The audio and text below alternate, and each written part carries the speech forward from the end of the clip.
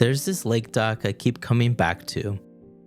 I love seeing all the activity in the summer with people fishing and canoeing. In the winter, it is calm and serene. Or on early mornings to catch the golden hour. But I even like coming back on dreary days too. I think it's so important to capture the life that you live and the environment that you are a part of, rather than wanting to always be somewhere else. So in today's video, I'm going to show you 30 different film stocks of the same lake dock in all different seasons and lighting conditions. Here's the full list of film stocks that I'll go through, and a few of them I have taken multiple times so you can see how they are at different times of the year. I'll mostly show these in alphabetical order. First is Cinestill 50D.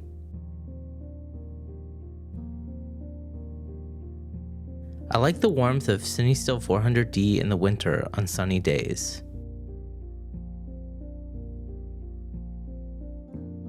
But even overcast days looked great, especially with the outlines of snow in the tree branches.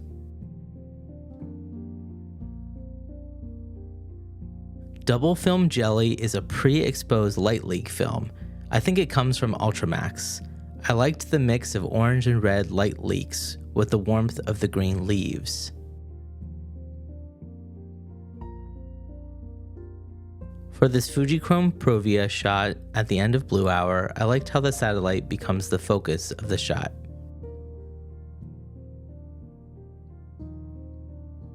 Fujichrome Velvia 50 really captures the magic of life on the lake as autumn approaches. I also really enjoyed how golden hour looked on the frozen lake.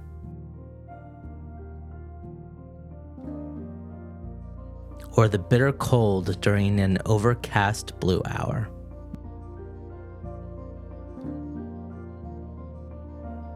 Fujicolor C200 was one of my favorite films. I liked how the greens matched with the orange leaves really encapsulates the feeling of the last warm day in October.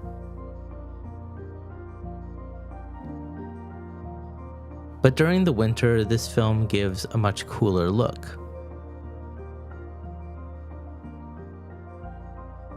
I loved how vibrant and warm the Fuji Industrial made this scene, even without really any color.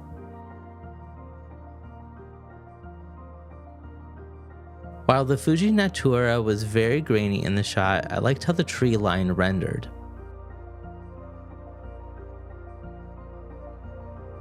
Fuji Pro 400H has always been a favorite of mine in the summer, and I love how it handles the greens here.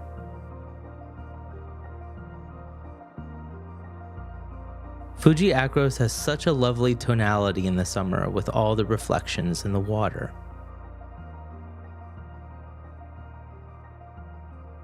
But I also liked how it looked on sunny days in the winter and the shadows of footsteps on the dock.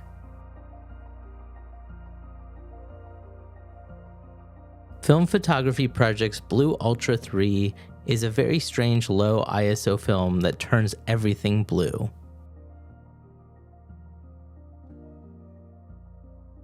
Ilford Ortho Plus was one of my favorite films I shot last winter. I especially liked how it handled indirect lighting scenes such as this. Ilford XP2 Super 400 is my most shot black and white film and can handle pretty much any type of scene, from sunny summer days to moody overcast days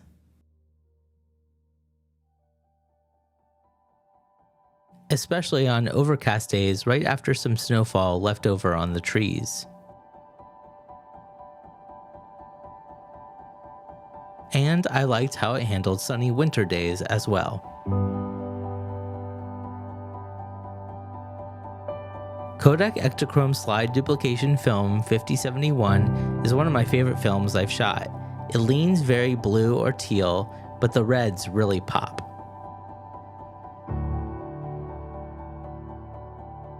During this hazy day, it almost looked like Lomo Purple.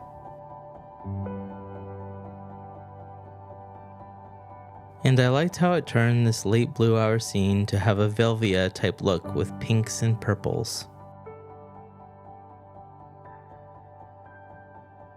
This is one of the first shots I took here and still my favorite. Ektar never disappoints for landscapes, and I think that the warm dock plus the vibrant greens really makes for a quintessential calm summer morning image.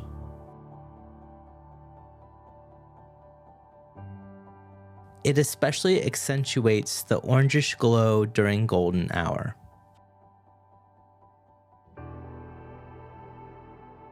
Even on overcast days, the browns can contrast well with the snow. Kodak Gold is another great film to shoot in the summer. It leans a little bit more yellow versus the reds and oranges of Ektar. Even on overcast days, the greens pop in the summer. But on sunny days after the leaves have fallen, the water's blue color jumps out.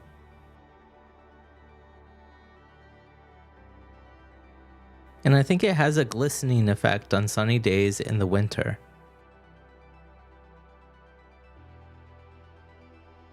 Even Gold 800 from disposable cameras have a really great mix of orange and blue.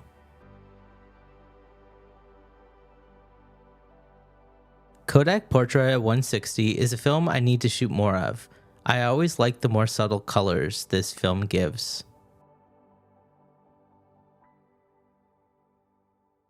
Kodak Portra 400 is one that many film photographers shoot, but I much prefer Ektar or Gold for a scene like this. Kodak T-Max is my favorite black and white for landscapes. The range of tones in any scene really draws you in. I really like seeing a mix of the dock with and without people, showing how people are enjoying it in contrast with its solitude. Kodak Tri-X tends to accentuate the blacks a little more than T-Max in my experience. Kodak Ultramax is my favorite consumer grade film. I love the punchy colors and contrast.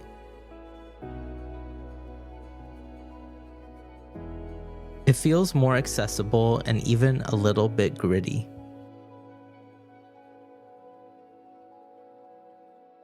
Kodak Vision3 50D motion picture film comes out very bright with a mix of greens, yellows, and oranges from the tree line.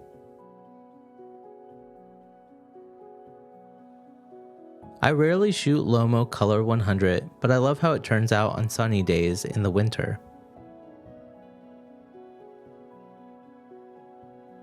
I didn't shoot much Lomo Color 400 at the dock, but I like the compressed look from the dock to the trail behind the trees.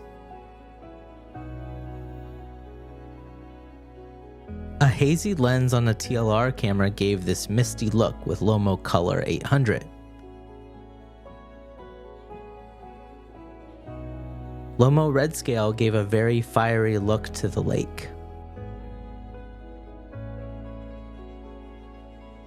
I especially like what it does on sunny days with big clouds.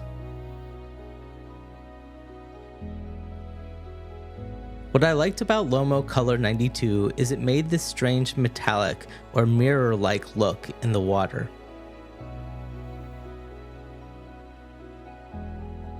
While Lomo Purple turns the water turquoise on sunny days.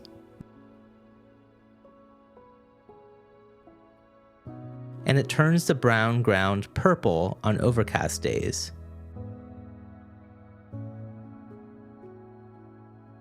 Here the Lomo Turquoise turns the green trees turquoise and the water into a glimmering peach color. But here the effect is more subtle on overcast days.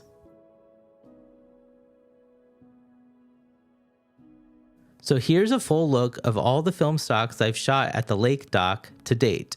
I'm sure I'll keep coming back. Which ones were your favorites?